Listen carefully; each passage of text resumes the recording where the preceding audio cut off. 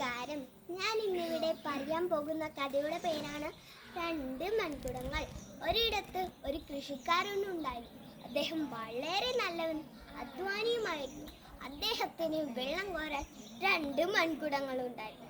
അദ്ദേഹം എല്ലാ ദിവസവും പുഴയിൽ പോയി ആ രണ്ട് മൺകുടങ്ങളിലും വെള്ളം കോരി വീട്ടിലേക്ക് പോകുമായിരുന്നു.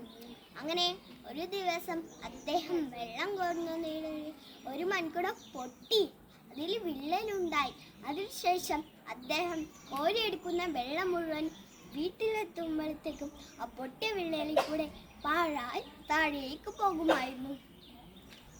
അങ്ങനെ ഇത് കണ്ട് ആ പൊട്ടാത്ത മൺകുടം പൊട്ടിയ മൺകുടത്തെ കളിയാക്കുമായിരുന്നു. നീ പൊട്ടിയതാണ്, യജമാനന് നിന്നെ കൊണ്ട് ഒരു ഉപയോഗവുമില്ല. ഒഴുകാതെ അദ്ദേഹം നിന്നെ കളയും. എന്നെ കൊണ്ടാണ് യജമാനന് ഉപയോഗം. അത് കേട്ട് ആ പൊട്ടിയ മൺകുടത്തിന് വളരെ സങ്കടം വന്നു. പിന്നെ ആ പൊട്ടാത്ത കുറേ നാൾ കഴിഞ്ഞു. അദ്ദേഹം ആ പൊട്ടിയ മൺകുടത്തെ കളഞ്ഞില്ല. അതിനുശേഷം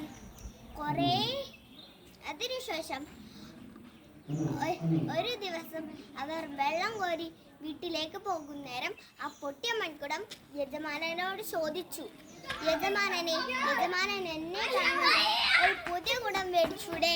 എന്നെ കൊണ്ട് ഒരു ഉപയോഗമില്ലല്ലോ. ഞാൻ വീട്ടിലെത്തുമ്പോഴത്തേക്കും പൊട്ടിയ വിള്ളലിലൂടെ പാഴാകുകയല്ലേ വെള്ളം മുഴുവനും. ആര് പറഞ്ഞു നിന്നെ കൊണ്ട് എനിക്ക് ഉപയോഗമൊന്നുമില്ല? നീ ആ വഴിയിലോട്ടൊന്ന് നോക്കി, എന്തോരം പൂക്കളും ചെടികളും പച്ചക്കറികളുമാണെന്ന്. ഇതൊക്കെ നിന്റെ ഈ പൊട്ടിയ വിള്ളലിൽ കൂടെ പാഴായി പോകുന്ന വെള്ളം മുഴുവനും ഇതിലെത്തിയിട്ടാണ് ഇത് വലിയ മരങ്ങളും ചെടികളും പൂക്കളും ഒക്കെ ആകുന്നത്. ഞാൻ ഒരിക്കലും കളയില്ല. ഞാൻ എനിക്ക് ഏറ്റവും പ്രിയപ്പെട്ടത്.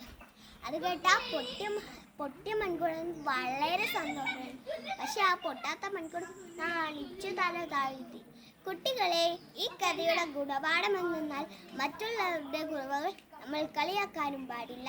നമ്മളുടെ കുറവുകൾ നന്മയുള്ളതാക്കി തീർക്കാൻ ദൈവം നമ്മളെ സഹായിക്കും. നന്ദി.